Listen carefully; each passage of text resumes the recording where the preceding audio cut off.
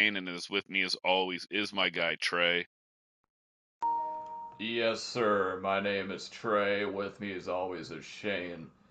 Some say we're a perfect match, but we appreciate you guys for hopping in. It's always an adventure when I hop on to do this West Coast podcast. It's like I wake up every other Friday and I'm like, okay, well, when Shane's gonna text me to see what time? It could be 3 in the morning, it could be 8 in the afternoon. It's always an adventure. You just never know with this guy, but that's why I like him because he keeps you on your toes.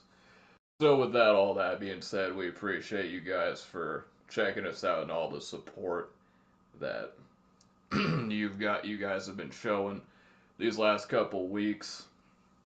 And we continue to like bringing you guys these podcasts and got some pretty exciting things to talk about. We got the NFL draft coming up, as well as Easter will be this Sunday. So let us know in the comments, let us know in the chat what are your Easter plans and all that fun stuff. And I gotta start the show off with rest in peace to Don Hasselbeck.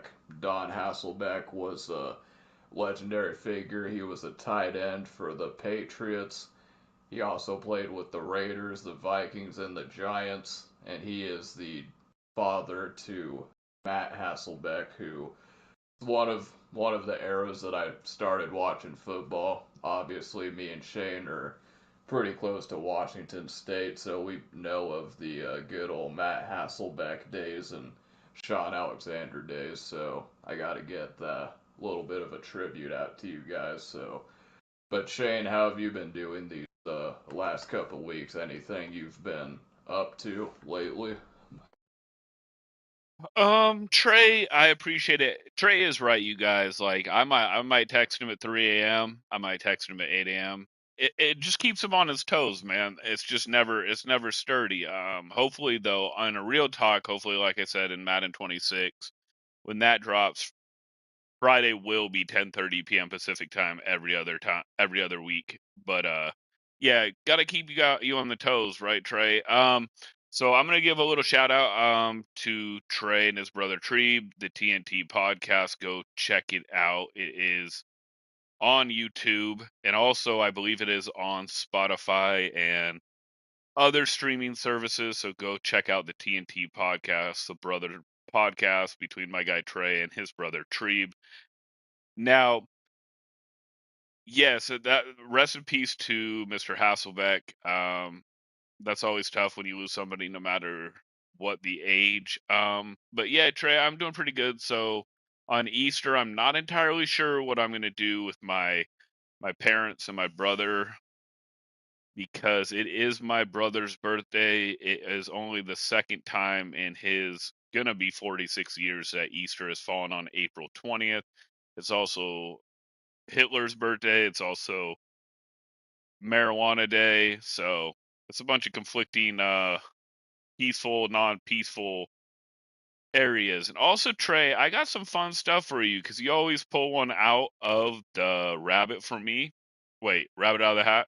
You know what I'm talking about, Trey. I got you. I got a quiz for you for Easter. So we can break that down whenever you're ready. We can do your NFL draft first. We can do the Easter quiz for you. Just let me know. How have you been, Trey?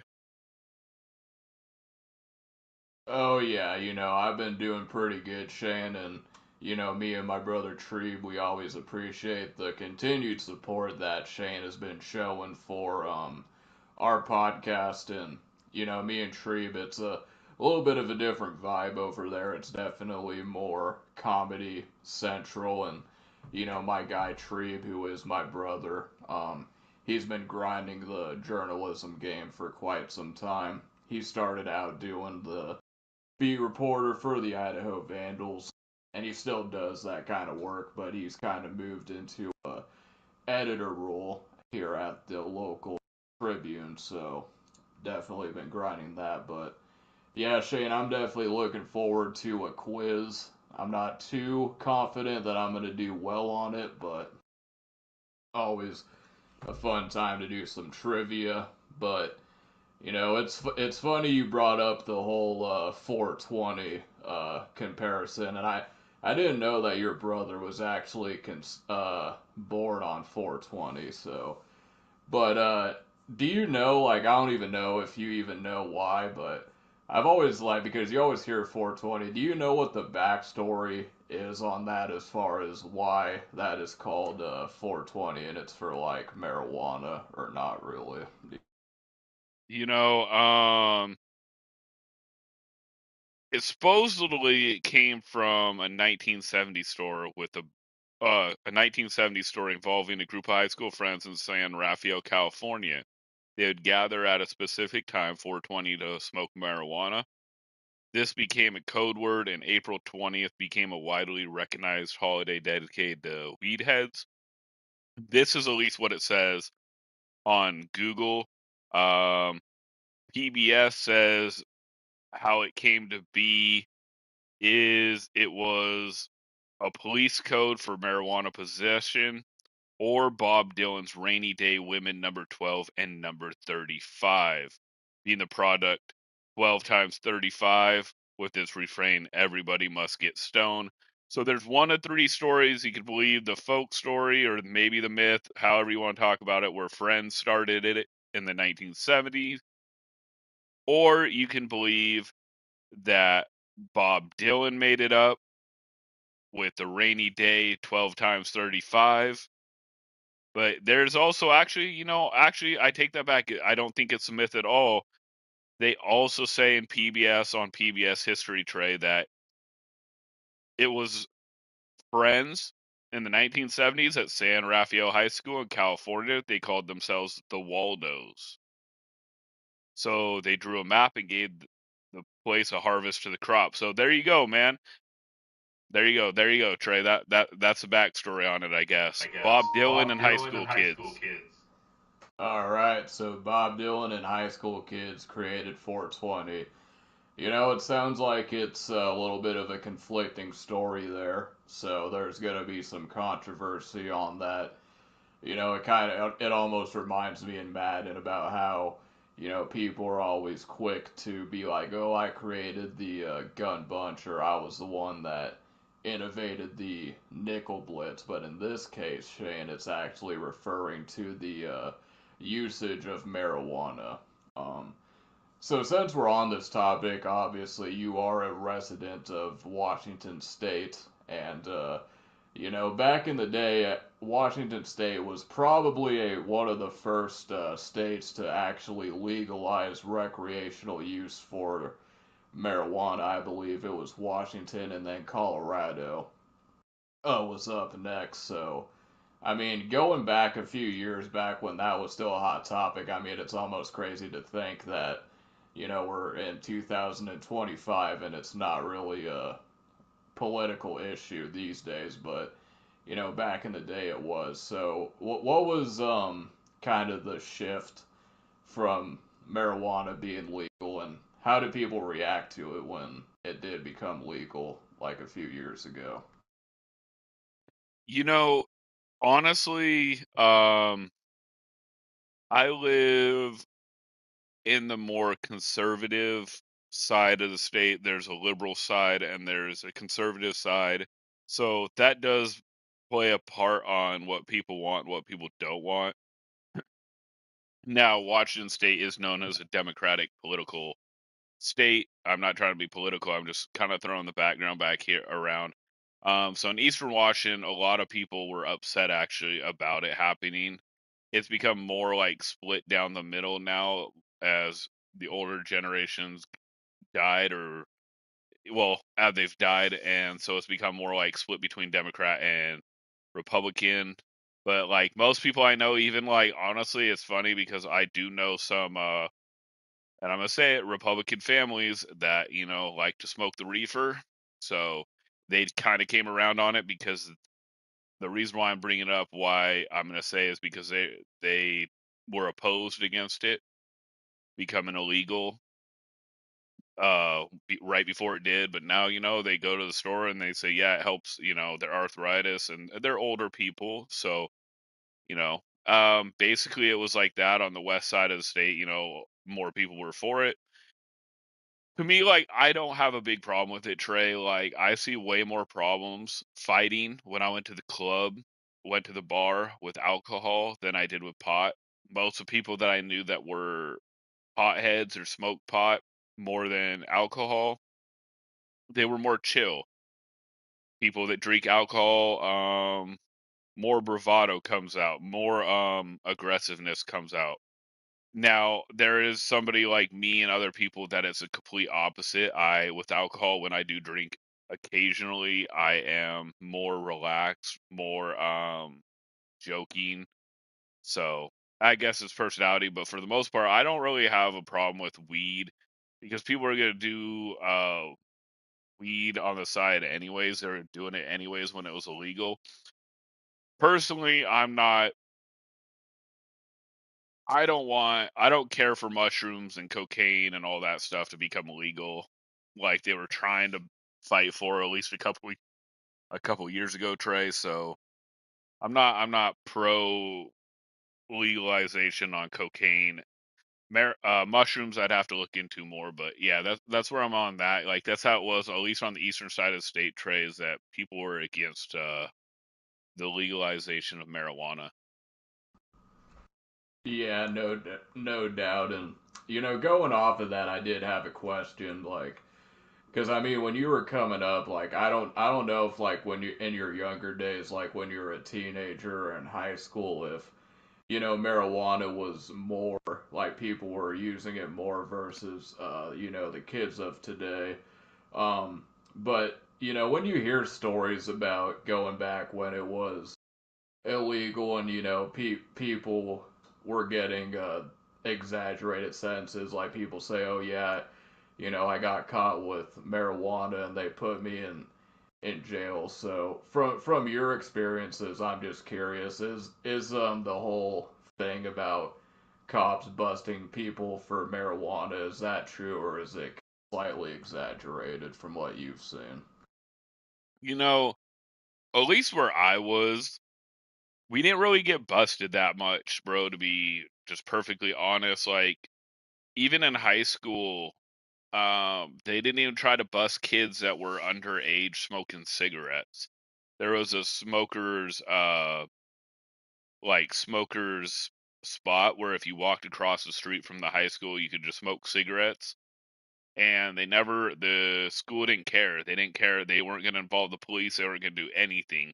The only time I ever saw a kid get in trouble was a teacher was a parent of the kid. They went across and yanked that kid and they got in trouble for smoking cigarettes when they weren't 18. But nah, man. I mean, I didn't really see too much stuff getting busted. I mean, I when I was growing up there where I did, it was small. It was much smaller than it is now. Some school teachers got busted for alcoholism and would like smash up some like garbage cans and like kind of throw garbage everywhere. I guess he had PTSD from like some war. I don't know what war it was because he was super old, and the police would just take him home. Whereas probably in a bigger city, they wouldn't have. I don't know if they would now in that town that I grew up because it's much bigger. I mean, it's not huge, but it is much bigger than it was. But nah, man, I didn't really see people getting busted for like smoking weed and all that, Trey. Yeah, and it's crazy because like I would say, and I think this is probably still a thing, is like like maybe that on the legal side you might not get in trouble, but I think it definitely affects you when it in terms of jobs, because like when you start to get like going into colleges and applying for jobs, like a lot of them are going to do drug tests on you and stuff. So I mean, did you have any stories back in the day about, because I know you worked at the post office, I wasn't too sure if they did that sort of testing back then, but did you have any crazy stories about or other people back in the day? Because I've heard some like crazy stories about what people would do in order to pass the drug test. So I was just curious if you had any experience with that at all. Honestly, Trey, I'm gonna tell you a story. Like I used to be more of a pothead back in the day when I was younger. So there was one job. It was for the city that they did. They were gonna drug test me. I mean, I regret not taking the job now. It would have been perfect. It would have been like 7 a.m. to 3:30 p.m. Monday through Friday. Great benefits, great insurance, like all that stuff. But I mean, I was a little too young and dumb at that moment, so it is what it is. But I drank like I can't remember what I drank, like a bunch of apple cider vinegar or whatever, and actually I came back after taking the test and I passed it. So I don't know if the apple cider vinegar helped. I kind of remember something like that. It does help that. With the post office, nah, bro. They never drug tested. H&B deliveries, obviously, it was a small business. They never drug tested. I mean, if they would have drug tested, 90% of their workers wouldn't have been able to work, except my boss, because he would drink the occasional beer outside of work, but my buddy's pretty straight, pretty much of a straight guy, like doesn't do drugs, doesn't do any of that, but like a beer off and on after work. Pizza Hut, no, they didn't drug test. St. Thomas More, where I work, they did not drug test either. Um, I will tell you a story though, man. In the post office, they have a pill problem, really bad, like a real bad pill problem. And I'm not joking you at all. Like I've even verified with people that are working there still, and it's still as bad as it was when I worked there 10 years ago. They pop a bunch of pills and then are high while they're delivering your mail. A lot of them. I never involved myself in that. I never did pills like that recreationally. Even when I had my back surgery, I cut it after like a couple weeks or a few weeks, I think, because I didn't want to get addicted or even chance it. But nah, man. Like, so for example, like I'm not airing anyone out, just non-named people. We'd go there and they would be popping pills in the parking lot with each other, and then they go in and do their job. And I'm not entirely sure what pills it were. It could be Valium. I don't know, like Vicodin. But I just didn't do that stuff. I kept to myself. There's a lot of crazy backstories where I worked at the post office. They'd do the Christmas party at the bars, and there'd be fights. One guy got beat up because he ran his mouth to some person. I mean, it's crazy, Trey. But no, the most I've ever seen is the post office had a horrible, horrible pill issue.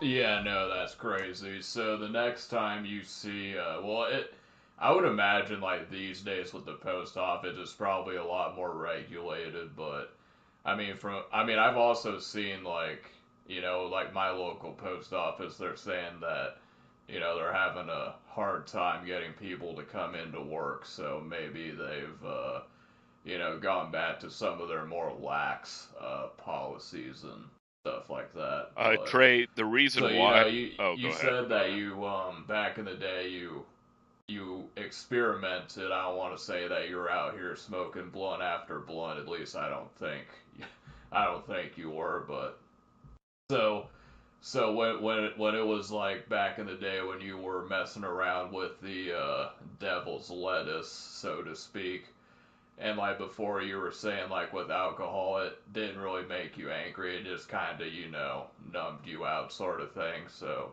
would you say that when you're on marijuana it had like the more typical effect, like you felt sedated and that sort of thing? So. To go back on the real quick, to go back on the post office, bro, the reason why they have issues not having enough workers is because the post office is one of the highest turnover rates in all of America. And it's because, honestly, Trey, they treat you like a number. They don't treat you like a real human. They don't really care if you have kids. They really don't care if your dad's dying in the hospital. You better get out and put your DPS out there, which is it's it's the post office term for mail, and better deliver your parcels, which is obviously like the boxes they send to people and deliver to people. And it kind of sucks. I mean, because like when I was a CCA, bro, I said it enough. I worked 6 days a week, 60 to 70 hours a week. I didn't even know where I was half the time. I was that tired. Now they have people working 7 days a week and delivering Amazon on Sundays. I became a career worker right when the Amazon on Sundays was starting to become a thing. And it sucked, man, because they would act like they would get, like, one time I had to work 7 days in the week. And they're like, oh, but Tuesday you only worked like whatever it was, 8 a.m. to 1 p.m. But and then I'm like, yeah, but Sunday I had to go in like 1 p.m. to 6 p.m. to deliver packages. So neat. I didn't even get a full day, and but like, so I feel for a lot of the CCAs out there. The difference is with the CCAs, for people that don't know, is they're non-career workers yet. You basically have to work for like a year to 2 years before you become career. Most people don't make it, to be just honest, and the people that make it, congrats. But it's really hard. The difference is now CCAs now get paid holidays off and healthcare, where when I was doing a CCA, I didn't get paid holidays off and I didn't get any healthcare insurance until I became a career worker. No, man, so to follow up on your question, like, alcohol would make me more it makes me more outgoing and like just having fun. Like, I don't really, like, I don't have like where I'm like trying to prove myself when I drink. It's more like I'm comfortable in my skin, but I'm a little bit more outgoing and a little bit more relaxed and more like, pat people on the back. But with marijuana, like, it kind of, yeah, it kind of, I wouldn't say sedate. Like when I was a teenager, I'd be like goofy, like the stereotypical, marijuana head, like eat, laugh, joke, watch movies, lazy as hell. I was a stereotypical pothead. And I didn't like smoke every day, so I shouldn't say I was a pothead. But yeah, so I was definitely like what you figure, more chill and more just like easygoing when you with marijuana.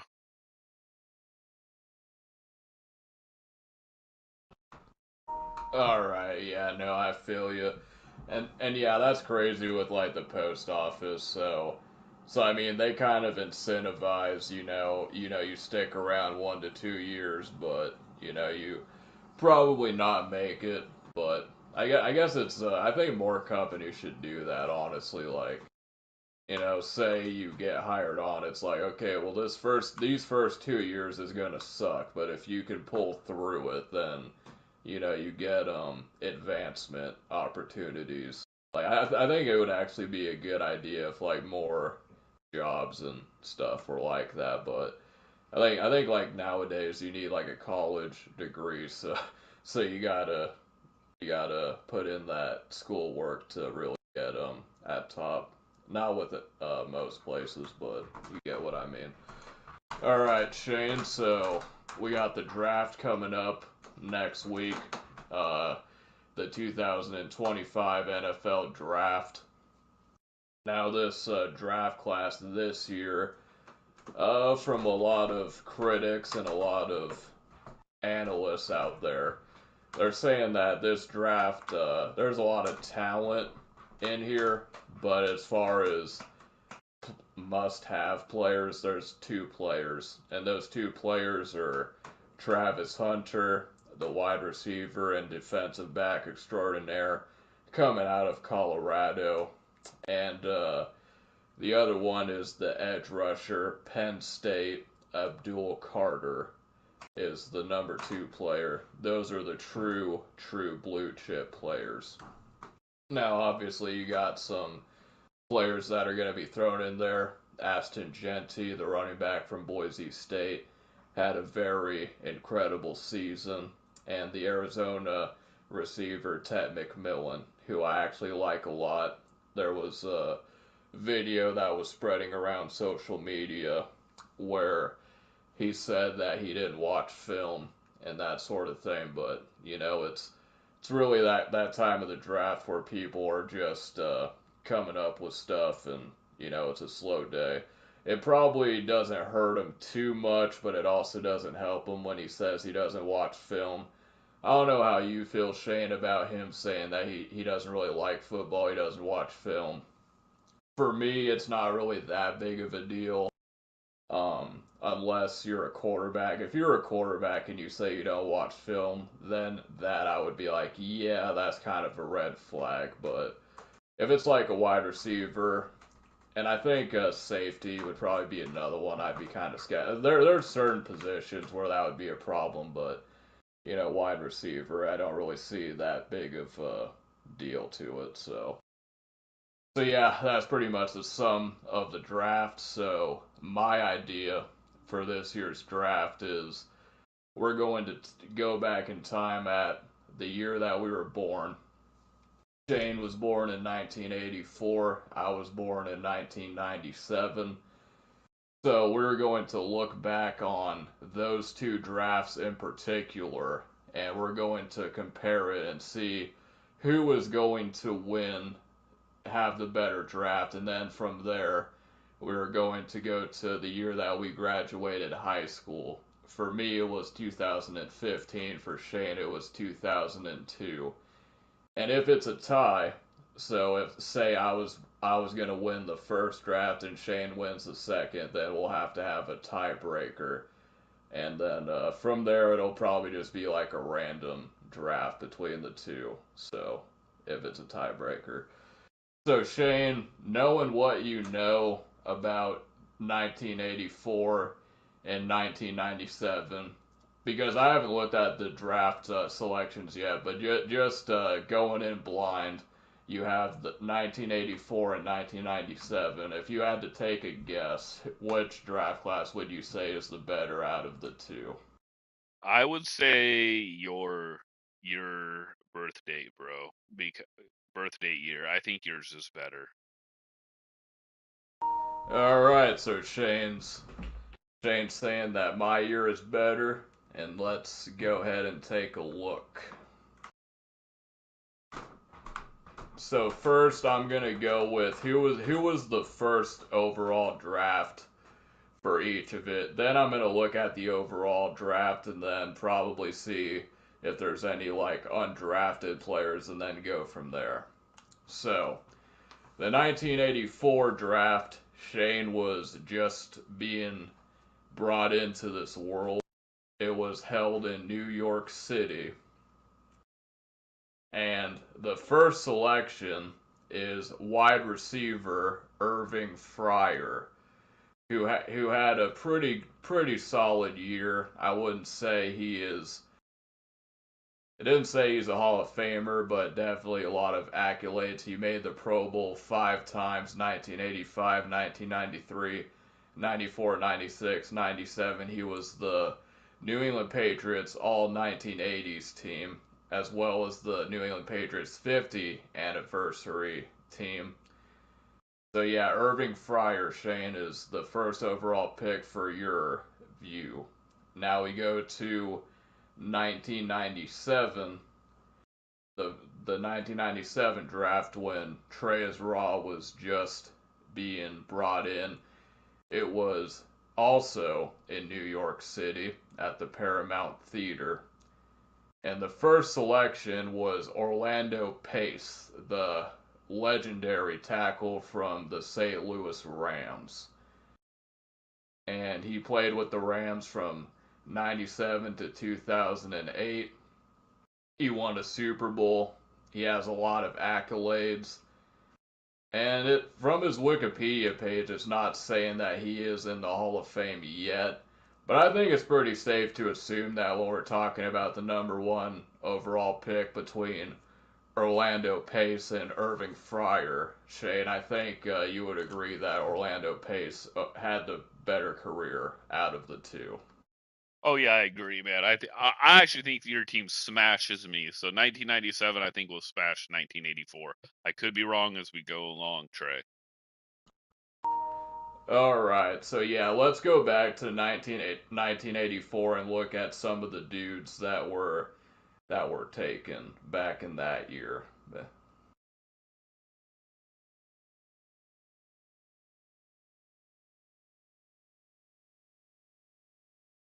All right, so you guys in the first round, you had Carl Banks, who was an awesome player, and I'm not gonna lie, there's a lot of these guys that are on Pro Bowls, but I honestly have no idea who they are. Oh, you guys got Boomer Esiason, which is kind of a retro throwback there, but he was taken. So yeah. So we got that. So Boomer Esiason is really the only player that I could see that would be like, oh man, that was a good draft. Now we go to 1997 NFL draft. The player selections. We got Sean Springs, Walter Jones, so that's two Seahawk legends right there. Shane, 1997 was the year. I don't know how you guys did it, but in that year you guys actually had the number 3 spot and the number 6 spot, and you guys hit on two of them. You guys got Sean Springs and Walter Jones. And you Damn. got the Hall of Famer Tony Gonzalez. So yeah, I think Shane, it's pretty apparent at this point. We got Jake Plummer too. That's funny. Shout out to Jake Plummer growing mushrooms somewhere. But I think it's pretty safe to say, Shane, that my draft definitely smashed the 1984 draft.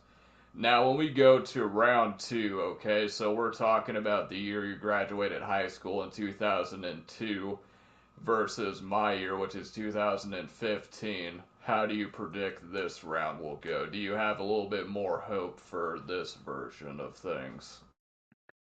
First of all, shout out to Rose, like always. Rosie Rose up in the building. She said the GOAT crew back at it. That's facts. This podcast is goated. Um, she also said Trey's humble bragging. Um, so 2000, you said 2002 versus 2015, right? Yeah, your birth year, my birth year, you put a molly whooping on me. I would say like 31-7. 2002 to 2015.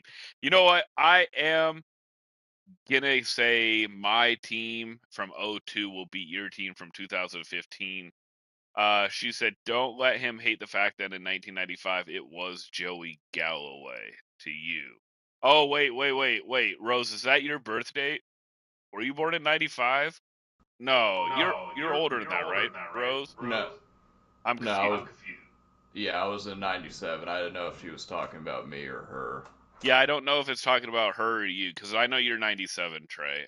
You're old as hell. I'm young. Uh, I'm joking. No, I think '02 beats your 2015. Oh yeah. She said yeah, she's older. Okay, yeah. I get it now. So yeah, Joey Galloway was dope with the Seahawks. So all right, Trey, get to it. I say '02 beats 2015. All right, so Shane's going out on a limb. He predicts that 2002 will in fact beat 2015.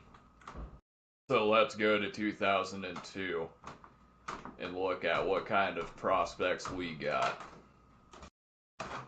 So the 2002 NFL draft, Shane was 18 years old, coming out of high school. He had his whole life looking ahead of him. Probably had a lot of big aspirations, big dreams to lay down. And this was also in New York City. And Shane, unfortunately, your guys' number one overall pick is David Carr, the quarterback for the Houston Texans. Um,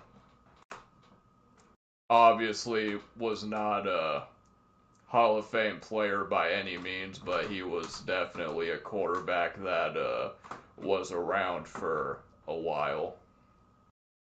Now we go to 2015. I am also 18 years old, graduated high school, looking forward to everything. And this year's draft was actually held in Chicago, Shane.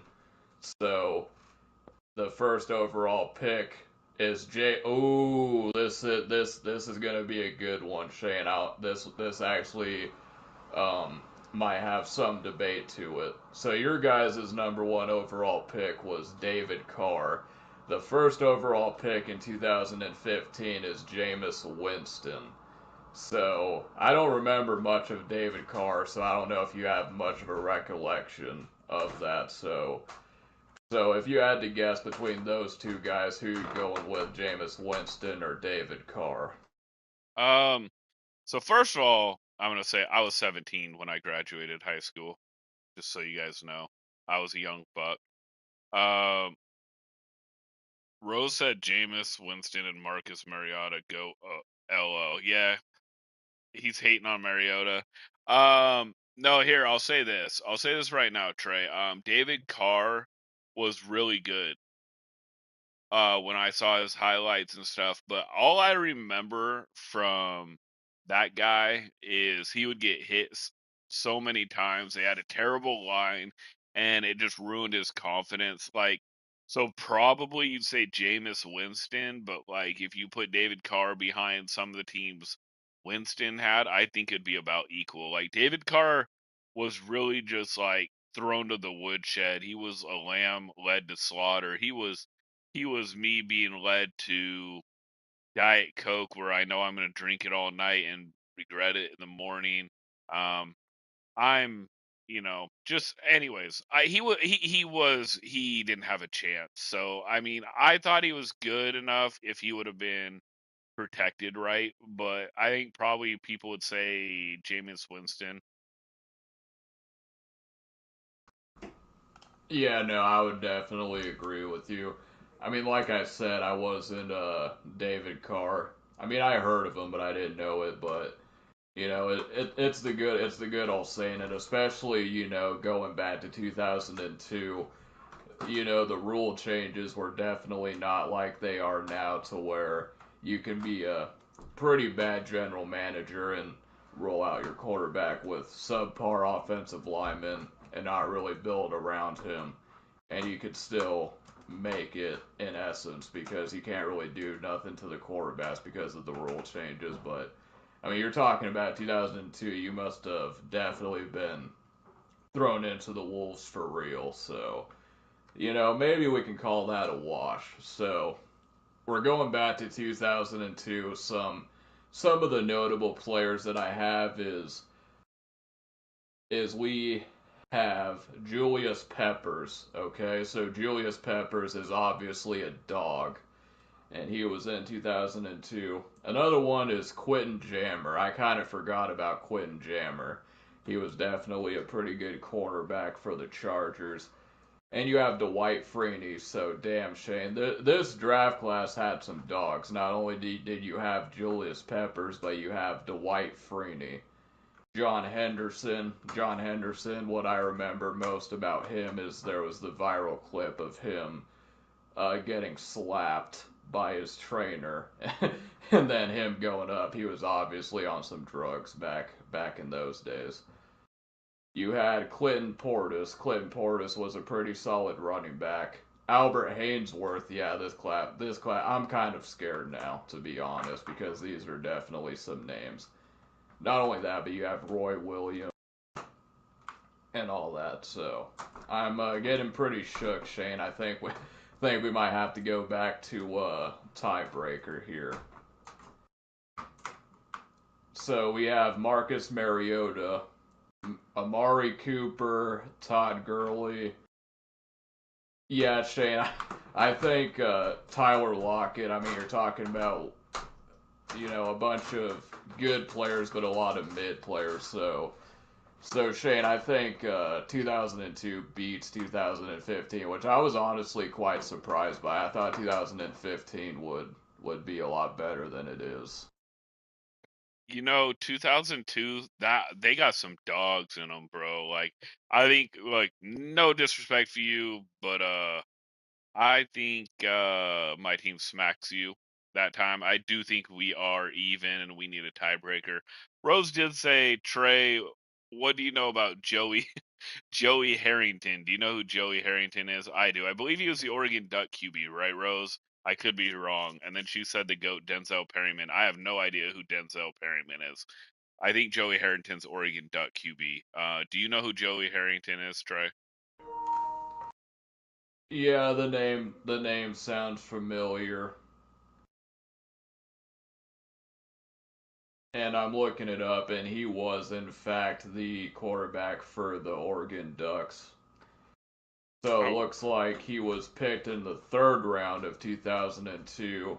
Played with the Lions, Falcons, Dolphins, and Saints. So yeah, yeah, Shane, you maybe that just slipped by you. wait. I thought I guessed it right, Trey. No? I thought I said Harrington was Oregon Duck. No? Or did I not? Oh no, he was an Oregon Duck, but I'm saying I guess he was picked in 2002. And oh, so you're saying like as far as his pro career is No, concerned, do you remember Rose much of was him as a asking you pro if or you knew not who really? Rose was asking you if you knew who Harrington was. I was guessing that it was Oregon Duck. I didn't know if I was right or not, but I don't know who Perryman is. You know who Denzel Perryman is? Denzel, I know who Nathan Peterman is, and Yeah, I have no Denzel idea. Perryman, I'd have to look it up. Rose said it's So crazy y'all Denzel, comparing. Hey, shout out to Trey for doing this. Like, he's the brain trust, bro. Like, Rose, he's doing awesome. Oh, he's a middle linebacker for the Texans and Chargers. I have no idea who that dude is. yeah, no, I have no idea what it is, but yeah, he's a linebacker for the Chargers, and he was selected in the second round by the San Diego Chargers. So yeah, like I said, I'm just going for like the Pro Bowlers. I'm not going over like every nook and cranny of each of the drafts. So, but yeah, like Shane said, I think it's 1-1, and we're going to a third round, and I'm trying to think what would be a good way of doing this. All right, Shane, I'm gonna ask you a question. Um, what give me what is your favorite album of all time? Would it be All Eyes on Me? Would be your favorite album? Actually, I like Me Against the World slightly better than All Eyes on Me. All right, so you're gonna go with All Eyes on Me. We just did 2002. That would be my favorite album, the Eminem show. So I'm gonna go with for me. I'm just gonna go with my favorite comedy movie, which is gonna be The Hangover. So I need to look at what year Oh, The Trey, Hangover was I released. got I'm you pretty one. sure The Hangover was 2009 that Trey, it can was you hear me? released. Yeah, I got one, bro. What year was your brother born? And then use he was born 1979 in for mine. '98. Yeah, he was born in '98. Well, let's do the tiebreaker like that then, if you're cool with that. Do 1979 versus 1998. All right, so 19. Yeah, we'll do that. That's fine. So yeah, 1979 and 1978 for the tiebreaker. So what is your prediction for this one? Do you think that you have the edge for this one, or do you think I might have the slighter edge? It's 1979 against 1998, so 79 versus 98. Oh man, you bro, 1998 is gonna kill 1979. I think you win, Trey. I mean, I'll give you a chance if you wanna like renege and go with something else, or do you just wanna stick with your gut on this one and hope that your brother will pull through for you? Oh man, let's roll with it, Trey. Let's roll with it. Why not? All right, so Shane's decided to roll with 1979. They probably didn't even they probably didn't even televise the draft back in 1979. Oh my god. All right, so 1979 when Shane's older brother, shout out to Shane's brother. This was also held in New York City. The first player selected, I'm gonna have no clue who the players are, so I just have to go with Wikipedia. But The first overall pick is a guy by the name of Tom Kasunu, and from his Wikipedia, it seemed like he was. I don't know how the hell this works, Shane, but he was the first pick of the 1979 draft. But when you go to his Wikipedia page, it has him playing in Montreal. So I don't know how the hell that works. And then he went from Montreal. Maybe there was a contract dispute or something. He went from Montreal, then he went to the Cleveland Browns, played there for 3 years, and then went to the 49ers for another 2 years. So this is not selling up great. My number one pick could be some scrub, and it would still be whoever the hell that guy is in the first round. Like Jesus, criminy. But just for fun, let's go to the 1998 NFL Draft and see who the first player is. The 1998 draft was also held in New York City. Tree was just being conceived. And the first overall pick in 1998 was Peyton Manning. So that kind of annihilates that. But no, that's crazy. I'm gonna have to look. After this goes live. I'm gonna have to look up the Tom C and figure out what happened to that guy. So we go back to 1979. No, Yeah, that's wild. okay, so Phil Simms, Phil Simms, the New York was drafted by the New York Giants, and some of these names: Dan Hampton, Otis Anderson, Jerry Robinson, Kellen Winslow. Okay, Kellen Winslow. I know who that guy is, but I don't know much about this era to know if these guys were good or not. So, 19 NFL draft. I know Ryan Leaf was taking number 2 Yeah, in 1998. so yeah, Ryan. Honestly, Ryan Leaf kind of brings down 1998 just a little bit. But Shane, even with Ryan Leaf, you have Randy Moss, you have Charles Woodson, you got Fred Taylor, Greg Ellis, Takeo Spikes, Kyle Turley. I just know Kyle Turley because he had CTE and all that stuff. But Trey, I'm gonna drop a I mean, gem on you. it's probably not as bad as the last one was, but I still think 1998 wins in a landslide. Bro, So I how do don't you? know. I don't know. Rose just said a QB that might give your QB a run for money and might be better. Joe Cool. Joe Montana. He was drafted in 1979. Rose said third round draft pick.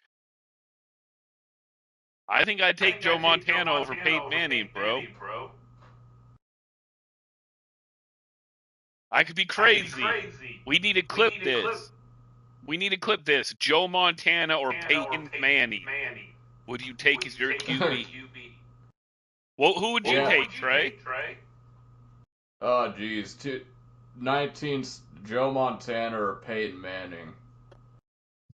I mean, Joe Montana had a lot of postseason success versus Peyton Manning, who didn't have that good of a playoff record. I would probably go with Joe Montana, Shane. Honestly, I know I'm a Patriots fan, so people are gonna say, "Oh, you're biased because of the Brady and Manning rivalry," but honestly, in that situation, I'd probably have to go with Peyton Manning. What about you, or Joe Montana? Excuse me. What about you, Shane? You said you're going with Montana on that one. So Rose said she's going with Joe Montana. You're going with Joe Montana, and yeah, I'm gonna go with Joe Montana. And I really liked Peyton Manning. I'm gonna be honest, um, it was always Peyton Manning for me in my house, or Tom Brady for my brother, even though we were both Seahawk fans. And we'd argue who was better for a few years, but I definitely conceded, when Tom Brady kept winning Super Bowls and Peyton Manning kind of choked in the playoffs. And honestly, 1979 Joe Montana played in a different era. He also played in an era where there wasn't a salary cap. So if you want to go for Peyton Manning and be like, yeah, well, Joe Montana got to keep all his top players, yada yada, because there was no salary cap. But I would definitely go with Joe Montana still. Rose said, Trey, look up the 1979 draft on Pro Football Reference. Joe Montana is the last pick in the third round. That is wild. Like, that's a good win. That's like getting Tom Brady. And, like, even for me, Russell Wilson, being drafted that late for us, like, he definitely, like, obviously he's not comparable to, like, Tom Brady or, Joe Montana, but he was definitely a win and definitely was needed. But yeah, I mean, now that I think about it, 1979 versus 1998, I believe it all depend on the era. You know what I mean, Trey? Like, I think that it would depend on what era, what rules are you playing with? Are you playing with salary cap? Are you playing with where you can grab and tackle the wide receivers, basically? Are you playing where you can smoke the QB? So I don't know, man. Who do you guys have? Rose, who do you have winning? 79 or 98? Trey, who do you have winning 79 or 98?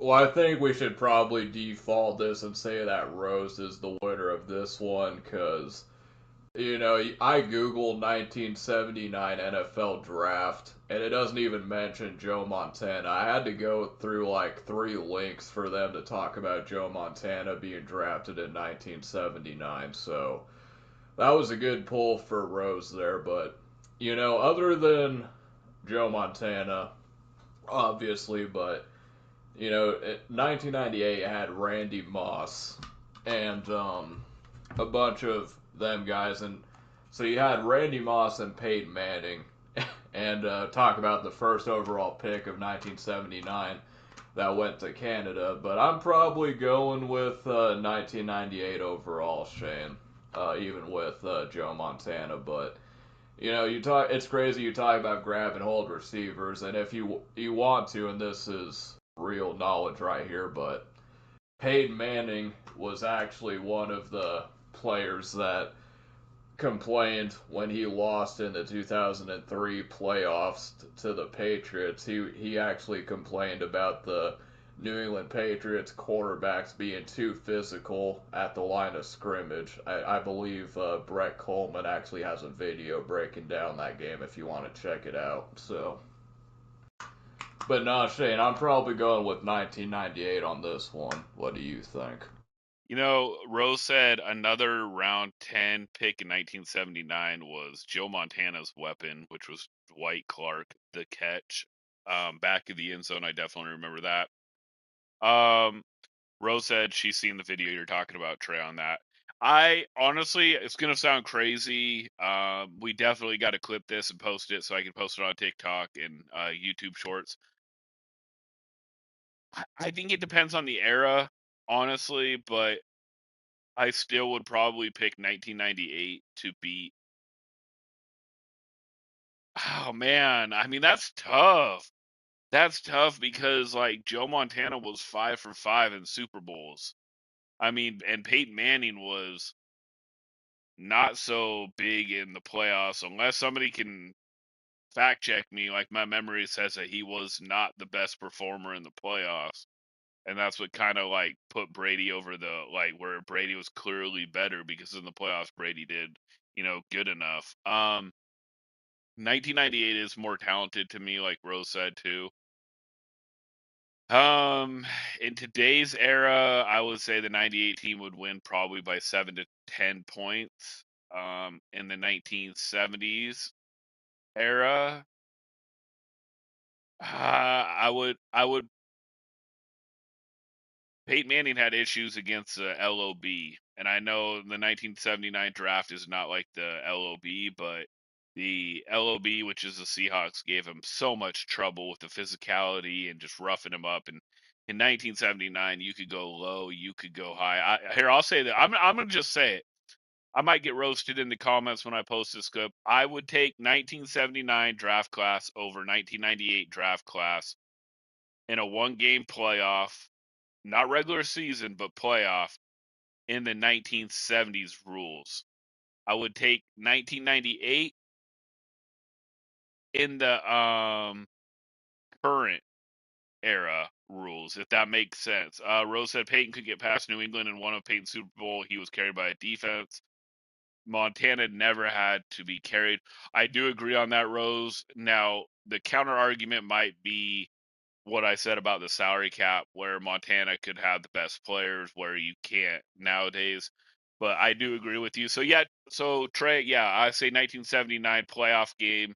The 79 team wins with that rules in the 70s, but in the 90s and up, the 1998 team would win. So that's where I'm gonna stick with.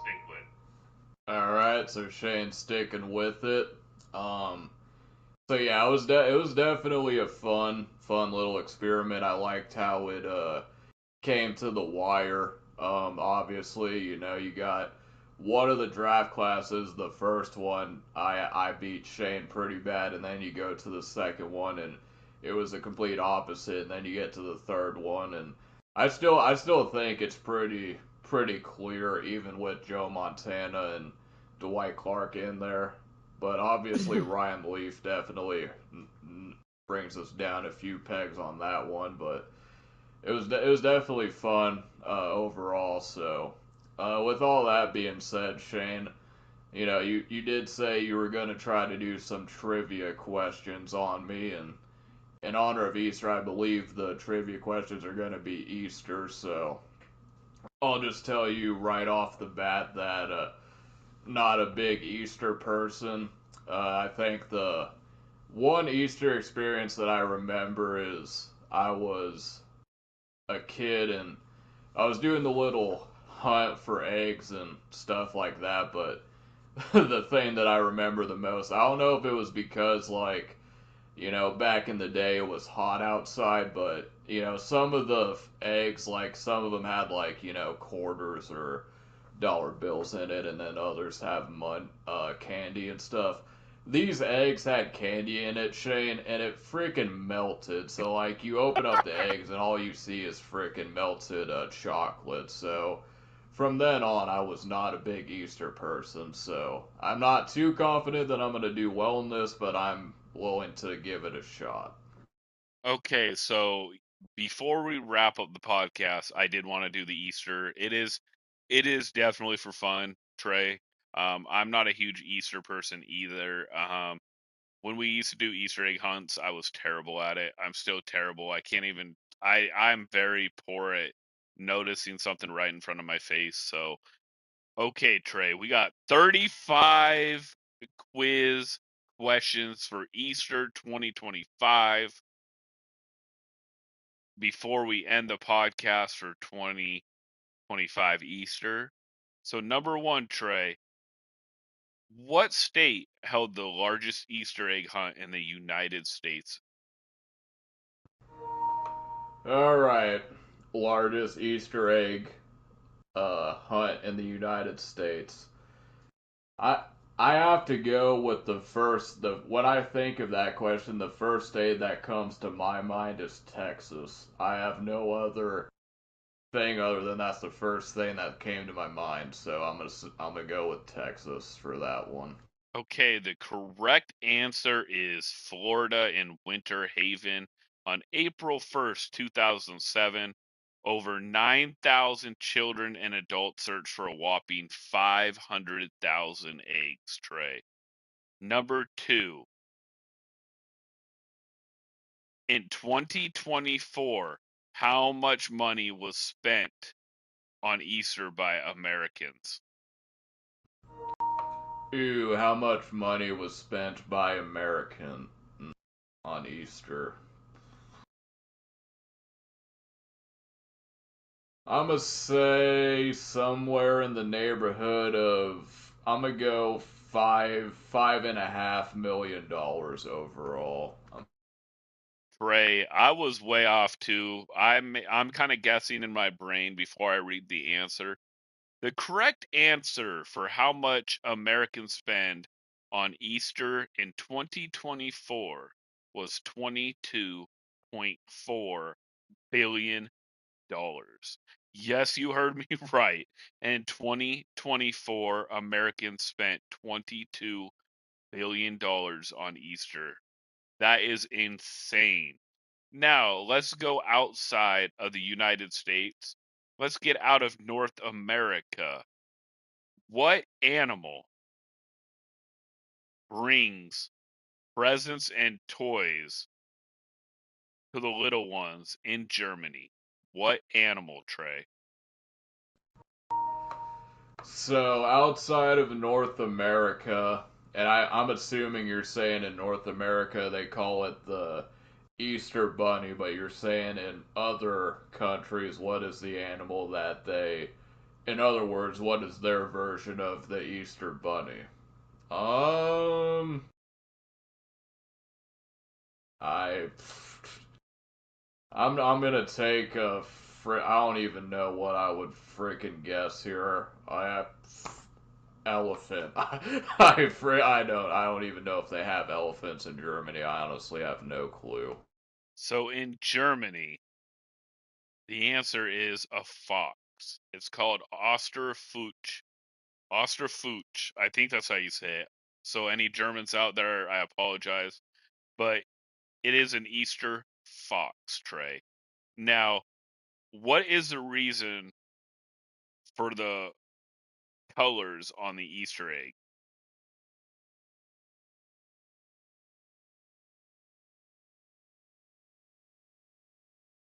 Trey? Nope.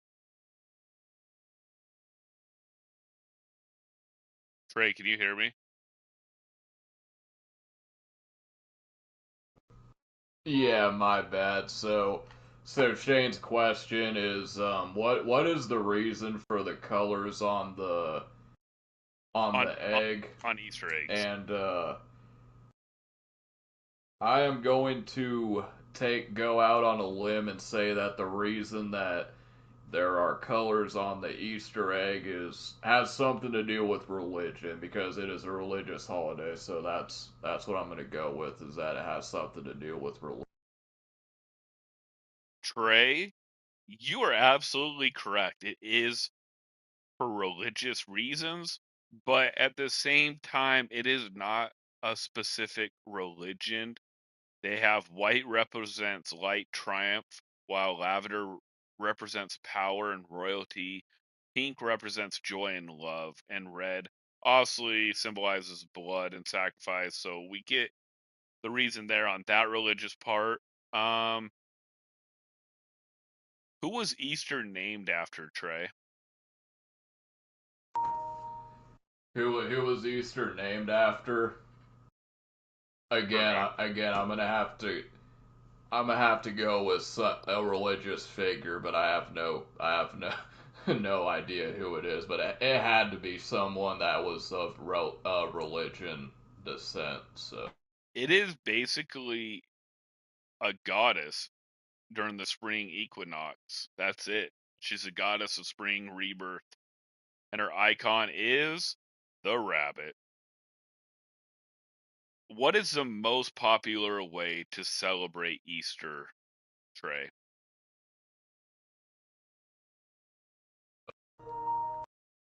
yeah, yeah, no problem. Yeah, Shane, you just asked me if I was good. I was actually like when you were giving out this trivia, I was actually googling if there's elephants in Germany. And it's funny when I googled it, it said an AI overview is not available for this search. So that's why I was kind of I cutting in and out. I But was just making sure you didn't like get disconnected. yeah, yeah, no, we're definitely good. So I'm gonna give myself a pat on the back. I mean, the fact that I got one of the answers right out of it, kind of, you know, I'm gonna take that as a win for that one, Shane. Um, So with all that being said, Shane, I know you said you didn't really have a whole lot going on in terms of Easter going on. Definitely, but as far as like your brother going for that, because your brother's birthday is coming up soon, do you have any special plans on what you guys are going to do for his birthday, or is it going to be kind of low key for the most part? So his birthday is on Easter. Um, I just think that we're gonna go to dinner. We might go out to my parents' house for Easter. I'm not sure on that now, but we are gonna just go to a restaurant for dinner for his birthday, Trey. All right, yeah, that sounds good. So Shane's going to be pretty low key birthday for his brother's birthday. He's getting up there in age, so shout out to that. And all that being said, and with all that being said, we appreciate you guys for tuning in and listening to us. Obviously, the NFL draft game was definitely lots of fun, and the Easter trivia. Shout out to Shayna Belly the Dawn for bringing that pretty full circle. And we look forward to bringing you guys some more trivia, especially as we get into these later months going forward when it's pretty dry as far as NFL news and video game news and stuff of that nature. Oh yeah, there is one other thing that I kind of wanted to bring up since we're on the topic Madden wise. Golden tickets. Golden tickets have been released in Madden. Obviously, one of the most revered programs of the year.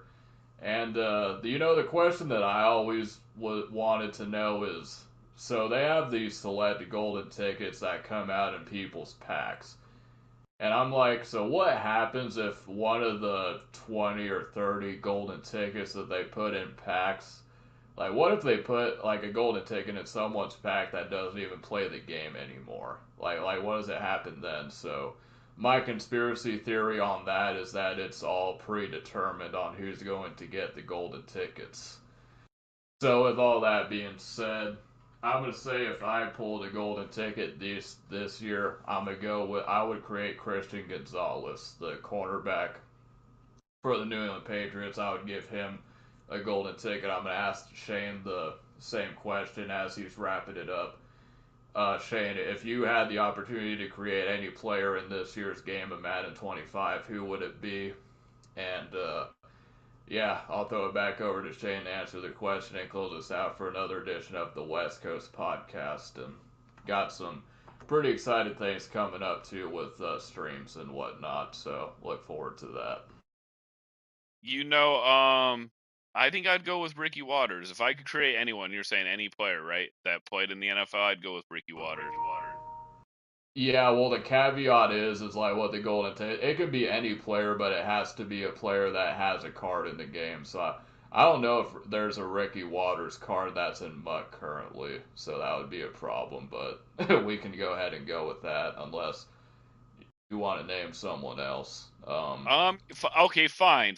I'll just go with Russell Wilson then, man, because I know they had the Russell Wilson card, so I'd create a Russell Wilson card. Uh, Trey, your brother says Blake Bortles. Is Blake Bortles in the game this year on Mutt? I can't remember.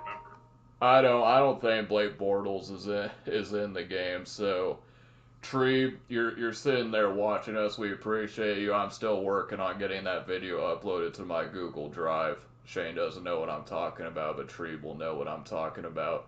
So I'm still working on that, but I appreciate you stopping by. So you would probably have to settle for I don't even for a Trevor Lawrence. I don't even know what Jacksonville Jaguars are in the game. So but if there was a Tim Tebow card, there's a Tim Tebow card in frickin' college, so I'd make a Tim Tebow card actually. Screw it, Tim Tebow quarterback golden ticket. So yeah, go back to you, Shane.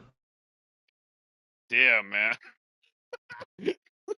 Trey sex tape during Google Drive, bro. That'd be a bestseller, bro. I think it'd be on number one on all the hits, man. OnlyFans. There we go. That's how. That's how three of us are gonna get rich. Trey sex tape. That turned a left turn, but no, you guys, I appreciate everybody being in here. Rose, Free, appreciate you being in here too. Trey, good job on picking the NFL draft. On that, the game was awesome. You did pretty good on the Eagle, or not the Eagle, the Easter questions. Um, your brother said on X Hamster. I'm not even sure what X Hamster is. I'm assuming it's probably like pornography. So yeah, I mean, if he puts it on there, like if we can get rich, that's all, that's what we can be doing. But yeah, you guys, I appreciate you all being in here, and I think the next one will be in early May. Um, go check out the Trey and Trebe show. You guys go have fun listening to them. They always say some crazy things, the Treyisms, and such, and Trebe with the good questions. So you guys, I appreciate you being in here. We will see you, I believe, at the start of May. So have a good Easter, be safe, everyone, and we will talk to you soon.